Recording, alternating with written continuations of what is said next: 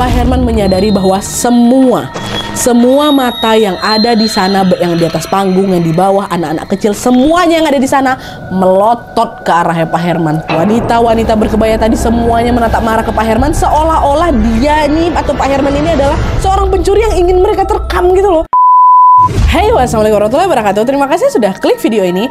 Oke, jadi di malam Jumat ini seperti biasa aku akan menceritakan lagi satu kisah horor Wak yang sangat spesial malam ini karena narasumber kita adalah Teh Risa Saraswati. Makasih ya Teh. Teh ini Wak kita juga loh Wak. Wak veteran malah. Terima kasih banyak sudah berkenan berbagi kisah horornya kepada kita semua. Dan by the way Wak, kisah ini merupakan kisah kedua yang dikirimin sama Teteh loh, karena sebelumnya Teh Risa juga pernah mengirimkan kisah horornya yang berjudul Kang Badar. Kalau kalian belum tonton, nanti langsung ditonton habis video ini ya. Nah, kisah yang akan aku ceritakan malam ini adalah pengalaman horor teman mamanya Teh Risa selama perjalanan pulang dari tugas dinas ke luar kota Wak. Nah, pas melewati suatu jalan ini, dia ini melakukan sebuah kesalahan yang ternyata membuat sosok penghuninya marah besar. Penasaran dengan kisah selengkapnya Wak? Jadi tanpa menunggu waktu yang lama, kita langsung masuk aja ke ceritanya. Check it out.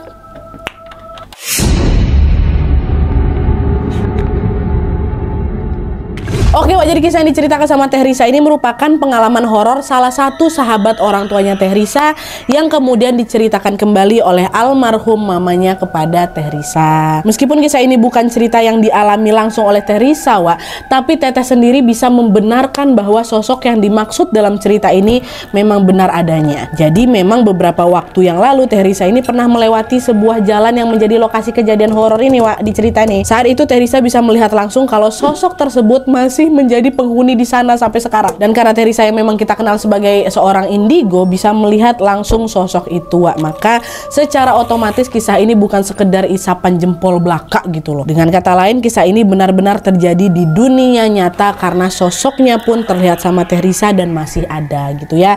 Dan untuk menjaga privasi Wak, di sini Teh Risa tidak akan menyebutkan nama asli si pemilik ceritanya, jadi kita sebut aja lah namanya dengan Bapak Herman. Oke. Nah, jadi Wak, Pak Herman ini merupakan seorang pegawai BUMN yang bekerja di salah satu kota di Jawa Barat. Dia memiliki istri dan juga seorang anak laki-laki yang pada masa itu masih kelas 3 SD. Kita panggil aja istrinya Pak Herman dengan nama Bu Intan, sedangkan anaknya kita panggil Donia. Nah, karena tuntutan pekerjaan Wak, Pak Herman ini sering melakukan perjalanan dinas ke luar kota dan meninggalkan anak istrinya di rumah. Nah, kisah horor yang Pak Herman alami ini Wak bermula ketika dia dalam perjalanan pulang dari tugas dinas di luar kota.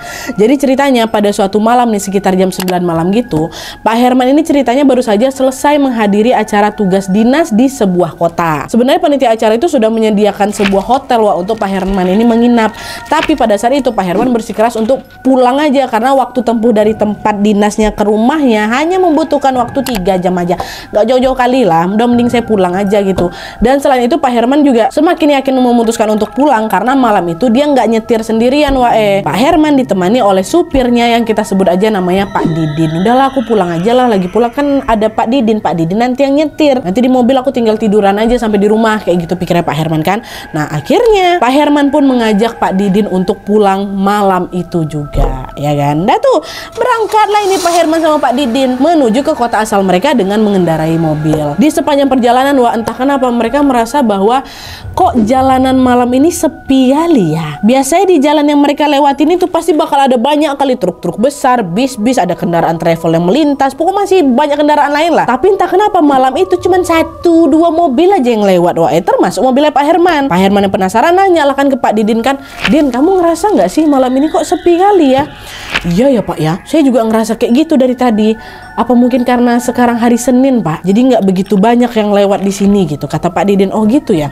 Ya udahlah, Bismillah aja lah, semoga kita bisa sampai tujuan dengan selamat ya Din ya, katanya. Kalau misalnya kamu ngantuk kita gantian nyetir, kata Pak Herman. Nah, selain dibuat terheran dengan suasana jalan tol yang begitu sepi Wak, Pak Herman ini juga merasa heran kali karena ngapa dia nggak ngantuk-ngantuk. Padahal tadi rencananya kan mau istirahat, mau tidur di dalam mobil kan. Ini nggak terkantuk-kantuk, melek matanya. Dan karena rasa kantuk itu tidak kunjung muncul, alhasil selama perjalanan berlangsung, Pak Herman pun terus-menerus mengobrol dengan Pak Didin. Mereka mengobrol hingga tanpa terasa mobil yang mereka tumpangi telah sampai di area yang kanan kirinya adalah hutan-hutan lebat. Beberapa kendaraan yang tadinya sesekali masih nampak, sekarang mulai sama sekali tidak terlihat. Cuman mobil mereka aja yang lewat di situ, Wak. Nah, di momen ini, Wak, baik Pak Herman maupun Pak Didin sudah mulai diliputi rasa merinding dan perasaan tidak enak. Entah kenapa. Meskipun demikian, mereka berusaha untuk positive thinking nih dan meyakinkan diri bahwa oke, tidak akan terjadi apa-apa kok di sini. Cuman karena kita sendiri aja lewat di tengah-tengah malam buta ini kan. Tapi sayangnya, Wak, dugaan itu salah besar.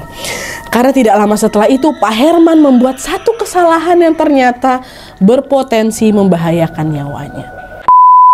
Jadi ceritanya, Wak, lagi asik-asik ngobrol nih, Pak Herman tiba-tiba bilang ke Pak Didin, "Aduh Din, saya kebelet pipis, pinggirin mobilnya bentar ya," kata Pak Herman kan. Nah, mendengar hal itu, Pak Didin balik nanya, "Loh Pak, yakin Pak mau berhenti di sini?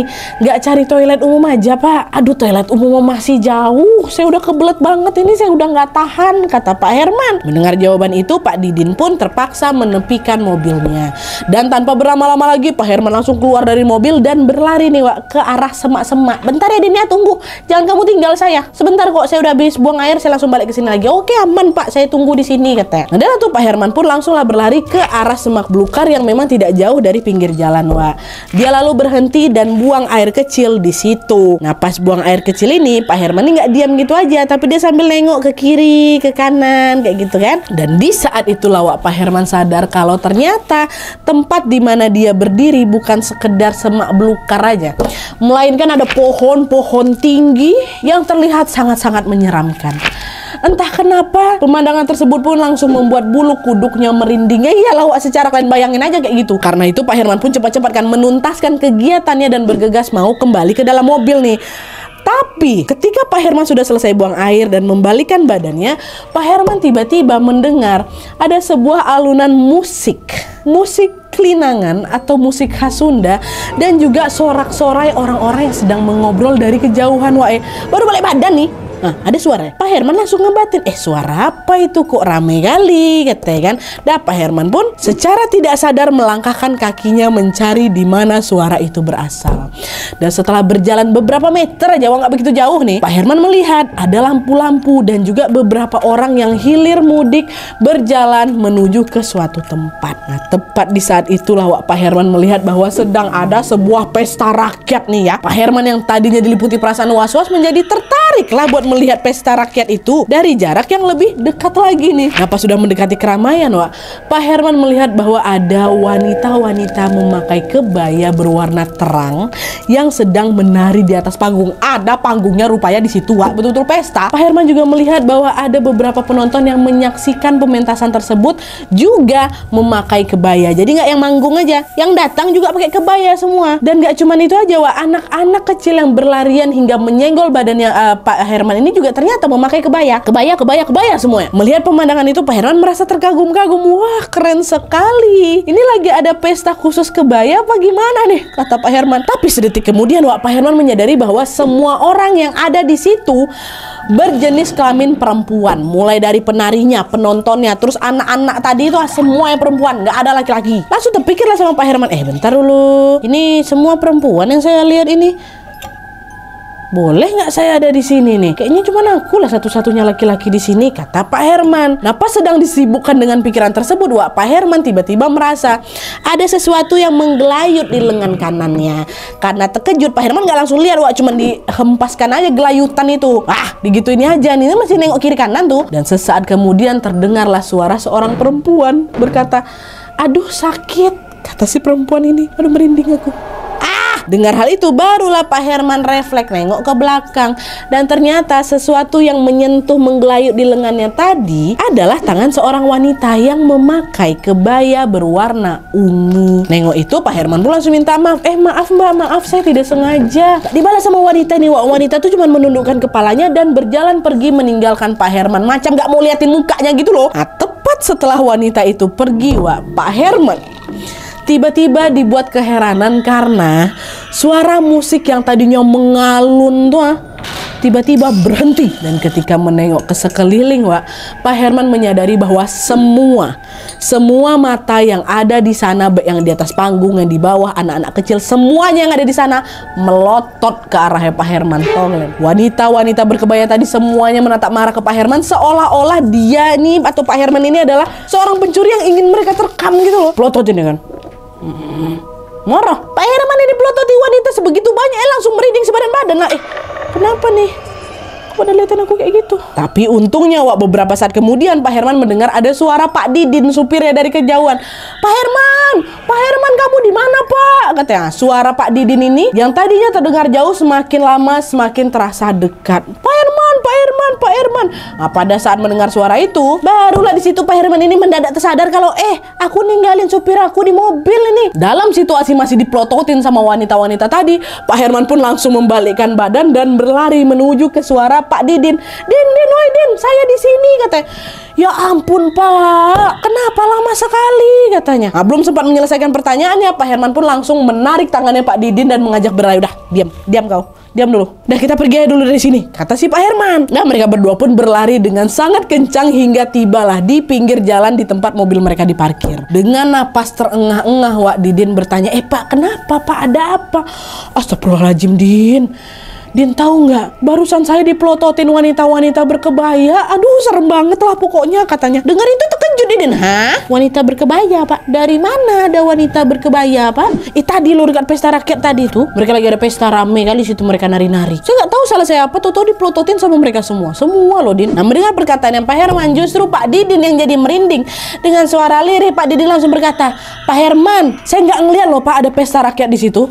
Justru saya heran, kenapa Bapak berdiri di tengah-tengah pepohonan yang banyak ularnya, kata Mas Didin. Langsung gak percaya lah Pak Herman dibilang kayak gitu. Masa sih ngaco kamu ini? Orang yang kulihat tadi wanita beneran kok, Din. Kamu yang salah lihat. Ya Allah, Pak, saya nggak lihat pesta sama sekali, Pak. Enggak mungkin kamu salah lihat, itu ular yang ditengok sama Pak Didin, Wak. Nah, setelah beberapa saat berdebat, mereka pun akhirnya menyadari bahwa ada sesuatu yang janggal di situ, Wak. Kalau yang kamu lihat adalah ular, sementara yang saya lihat adalah wanita-wanita, jangan-jangan, Din. Pak, udahlah Pak, yuk kita cabut air di sini. Nah, tanpa berlama-lama mereka pun langsung masuk ke dalam mobil dan langsung tancap gas meninggalkan tempat itu. Meskipun sudah meninggalkan tempat itu, Wak, di sepanjang perjalanan nih, Pak Herman masih bersikeras bahwa apa yang dilihatnya tadi betul-betul nyata.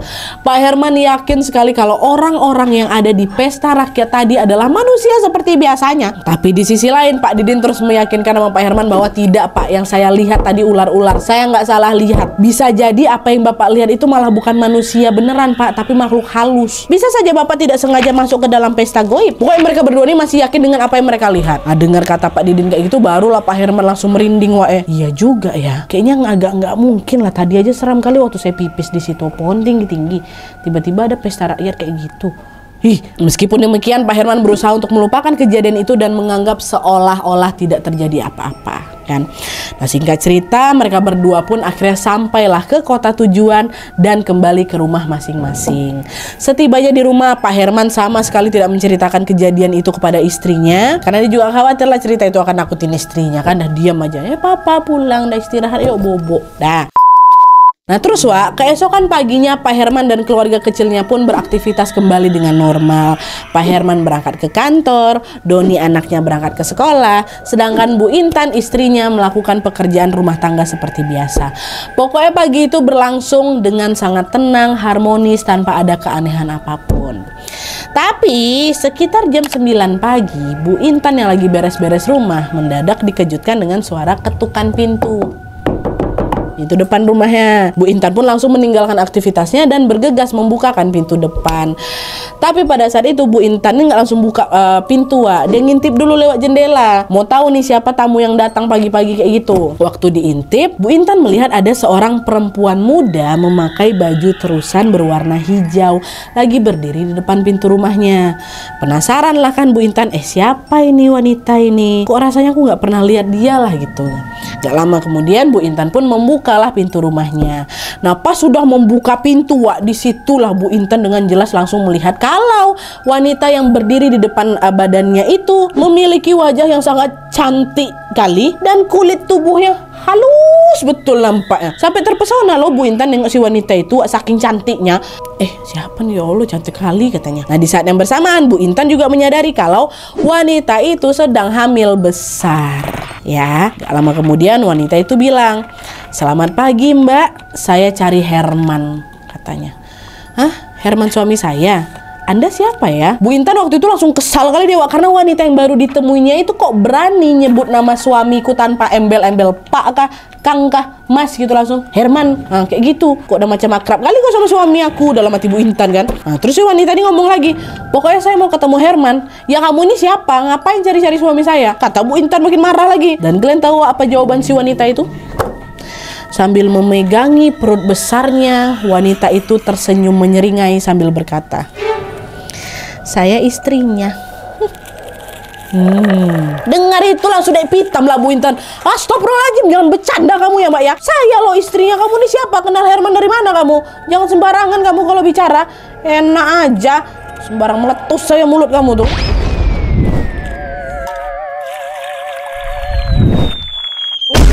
Sambil terus memegangi perutnya yang besar, wanita itu bilang, "Saya sedang mengandung anaknya Herman." Dan sesaat kemudian wanita itu langsung menerobos masuk ke dalam rumah dan langsung duduk deh di ruang tamu. Makinlah marah lagi Bu Intan kan, karena dia tidak menyangka kalau suaminya diam-diam mengkhianati dia. Diliputi perasaan geram, Bu Intan pun langsung nelpon ke kantornya Pak Herman kan, untuk meminta penjelasan ini tentang siapa wanita itu. Saat sudah tersambung sama Pak Herman, Bu Intan langsung bilang, "Mas, kamu punya selingkuhan ya? Ini ada wanita lagi hamil besar ini, katanya dia mengandung anak kamu." Gak nyangka aku Mas ya, aku kira kamu tuh baik, suami setia, ternyata kau malah selingkuh di belakang aku. Gak ada otak lo tuh Mas. Mendengar ujian istrinya, Pak Herman langsung terkejut lah. Apa nih, aku gak pernah selingkuh, apalagi menghamili wanita lain ya Mama ya. Jangan mengada-ngada kamu. Gak percaya aku. Sekarang juga kau pulang, terus langsung aku temui wanita nih lagi nunggu dia di sini nyariin kau. Dengar hal itu, Pak Herman pun minta izin lah itu kan untuk pulang lebih awal dan segera bergegas balik ke rumahnya saat itu juga Sesampainya di rumah, Pak Herman dibuat terkejut karena dia sama sekali tidak mengenal wanita itu siapa siapa nih. Tapi di sisi lain wanita itu justru tampak sumringah kali waktu nengok muka Pak Herman. Pak Herman yang tidak mampu berkata apa-apa ini pun langsung bergegas menemui istrinya Bu Intan. Pada saat itu Pak Herman bilang, "Bu, Ma, saya nggak tahu Ma, aku nggak kenal dia ini siapa. Jangankan ngambilin dia, lihat wajahnya aja baru pertama kali ini kok." "Kalau nggak usah bohong kamu Mas, jahat kamu tuh sama aku. Bisa-bisa aja kamu selingkuh di belakang aku," katanya. Pokoknya saat itu terjadi lah perdebatan yang cukup sengit antara Bu Intan sama Pak Herman suami istri ini kan. Di sisi lain, wanita tuh cuma duduk aja manis dia di sofa tuh sambil memperhatikan Bu Intan dan Pak Herman yang lagi bertengkar hebat kali di sana kan. Sesekali dia tersenyum gitu sambil menatap tajam ke arah mereka berdua seolah-olah sedang menikmati pertengkaran itu. Nah, ketika mereka berdua sedang bertengkar, Doni, anaknya Pak Herman, pas pulang dari sekolah dari pintu pagar Doni mengucapkan salam, "Assalamualaikum, Doni pulang," katanya kan. Nah, sesaat kemudian Doni menyadari bahwa kedua orang tua aku lagi bertengkar nih. Terdengar suara sampai luar. Karena khawatir, Doni pun langsunglah bergegas masuk ke dalam rumah Nah, pas sampai di pintu ruang tamu, secara tiba-tiba Doni langsung berteriak, katanya. Pingsan langsung si Doni. Mendapati anaknya tiba-tiba pingsan, mereka berdua laki bini pun langsung dilanda kepanikan yang luar biasa. Kok pingsan anakku? Tanpa berlama-lama mereka pun langsung mengangkat tubuh Doni dan membawanya ke tempat tidur di kamarnya si Doni. Sesampainya di kamar, Bu Intan nangis lah itu kan. Doni, kamu kenapa?" Dia berusaha menyadarkan anaknya. Nah, Pak Herman juga gak kalah khawatir Ditepuk-tepuk pipi si Doni. Doni sadar, Doni kamu kenapa Don? Tapi sayangnya setelah beberapa saat berlalu, Doni gak kunjung sadar juga. Akhirnya mereka pun sepakat untuk membawa Doni ke rumah sakit. Takut anak ini kenapa-napa ya kan. Nah, waktu mau digendong, mau dibawa ke rumah sakit, Doni tiba-tiba terbangun tuh. Tapi dia nggak terbangun, "Mama, Papa," nggak gitu, langsung teriak, "Ular! Doni takut ular," katanya. Doni berulang-ulang kali menjerit sambil menyebutkan kata ular dengan wajah yang terlihat sangat-sangat ketakutan. Mendengar anaknya menjerit histeris itu, Bu Intan pun langsung kan dipeluknya si Doni. "Udah tenang nak, ada ibu. Berkat pelukan hangatnya, Doni pun akhirnya merasa kembali tenang. Setelah Doni sudah bisa diajak bicara nih, barulah Bu Intan nanya, "Kamu kenapa nak? Kamu lihat ular di mana? Mana pernah di rumah kita nih ada ular?" kata Bu Intan. Dan kalian tahu apa yang dijawab si Doni? Dengan terbata-bata anak kecil itu menjawab, "Tadi Doni lihat ular besar kali Bu, di atas kursi ruang tamu," katanya, "di atas kursi ruang tamu." ada ular besar. Nah, tepat setelah mendengar jawaban Doni, Bu Intan sama Pak Herman langsung teringat tuh sama wanita hamil yang tadi yang bikin mereka bertengkar tuh. Mereka pun langsung gendong Doni sambil mengecek bersama-sama ke ruang tamu. Dan ternyata wanita itu udah nggak ada di sana, hilang dia. Wanita hamil yang ngaku-ngaku istrinya Pak Herman tadi itu nggak ada. Di saat yang sama, Doni juga menunjuk ke salah satu sofa di mana wanita itu tadi duduk. Di situ mah, di situ. Doni lihat ular besarnya duduk di situ, kata dia. Mendengar penjelasan Doni, Bu Intan dan Pak Herman pun langsung berpandangan satu sama lain. Mah, apa ini? Mereka langsung diliputi perasaan takut yang sangat luar biasa. Tidak lama kemudian, Pak Herman pun langsung memutuskan untuk pulang ke rumah orang tuanya untuk menanyakan kejanggalan yang dia alami sejak semalam. Dari pulang dinas sampai yang pagi nih kan, rumah orang tuanya. Kenapa ke rumah orang tuanya Nadia? Karena ternyata bapaknya Pak Herman ini merupakan seorang ustadz yang memang memahami betul hal-hal macam gini gitulah. Udah tuh Pak Herman nyampe di sana, diceritakan lah itu semua ke bapaknya kan. Kita sebut aja lah nama bapak ini Pak Mukti. Nah, setelah mendengar cerita dari Pak Herman anaknya, Pak Mukti pun langsung menerawang dan mencari tahu apa yang dialami oleh anaknya dan juga yang dialami oleh menantunya. Tidak lama kemudian Pak Mukti pun mendapatkan jawaban tentang siapa sosok wanita itu dan kenapa dia mengganggu keluarga anaknya. Pada saat itu Pak Mukti bilang, jadi nak, wanita hamil yang datang ke rumahmu itu adalah makhluk halus berupa ular besar yang berubah menyerupai wanita cantik. Dia adalah penghuni hutan yang marah karena kamu tidak sengaja mengencingi sosok itu hingga membuatnya marah. Yang dikencingi sosok, bukan tempatnya lagi, sosoknya. Terkagetlah Pak Herman tuh dengar kayak gitu kan, iya Pak. Belum sempat Pak Herman berkata banyak kan, Pak Mukti melanjutkan lagi. Dan kamu tahu, pesta rakyat yang kamu lihat semalam adalah pesta goib yang sengaja diadakan supaya kamu terlena dan tidak bisa kembali lagi ke dunia manusia. Tapi alhamdulillahnya kamu masih bisa selamat, kata bapaknya. Sengaja dibuat untuk mancing Pak Herman rupanya. Di sana Pak Mukti juga menjelaskan kalau sosok tersebut akhirnya memaafkan kesalahan Pak Herman setelah melihat kehadiran Doni sepulang sekolah tuh, Sosok jelmaan ular tadi mengurungkan niat untuk mencelakai Pak Herman setelah menyadari bahwa dia masih memiliki seorang anak kecil. Sosok itu pun meninggalkan rumah Pak Herman sambil berkata, ya sudah, kali ini kau saya lepaskan karena aku kasihan sama anakmu. Dia masih membutuhkan kehadiranmu sebagai orang tuanya. Itu kata ular tua.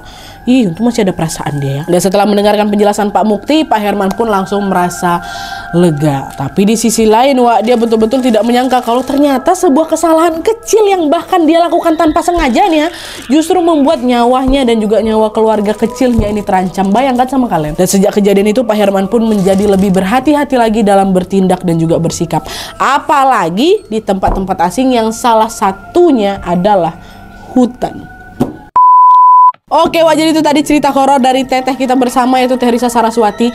Cerita-cerita dari teteh ini selalu epik dan banyak kali pesan di dalamnya kan, Melalui kisah yang dikirim sama Teh Risa ini, kita seolah-olah disadarkan kembali kalau sebaiknya kita ini tetap harus menjaga sikap dan perbuatan dimanapun kita berada. Karena di dunia ini kita nggak cuma tinggal sendirian, Ada banyak sekali makhluk-makhluk tak kasat mata yang tanpa kita sadari mereka hidup berdampingan dengan kita. Oleh karena itu, ada baiknya juga mengucapkan permisi terlebih dahulu supaya sosok-sosok itu tidak tersinggung dengan perbuatan yang kita lakukan di sana. Ya kita saling menghargai satu sama lain aja lah, kan nggak begitu repot juga kan. Jadi gimana menurut kalian soal cerita ini, Apakah kalian juga pernah mengalami kejadian serupa? Bagikan pengalaman kalian di kolom komentar di bawah. Dan juga buat kalian yang pengen bercerita lebih banyak lagi tentang pengalaman horor yang kalian alami, boleh langsung kirimin aja ke email di bawah ini, sertakan juga dengan nomor WhatsApp sama Instagram kalian supaya nanti kami gampang hubungin kalian kalau misalnya kisah kalian di-up di video selanjutnya. Oke, jadi sekian dulu videonya. Terima kasih banyak yang sudah menonton. Kalau kalian suka video ini, klik like-nya, jangan lupa komen di bawah tidak ada dan saran-saran untuk video selanjutnya. Jangan lupa nyalain notifikasinya supaya kalian tahu kalau aku upload video baru, and as always jangan lupa untuk klik tombol subscribe supaya kalian sama-sama tahu informasi menarik dan menegangkan dari channel aku. See you next video, bye.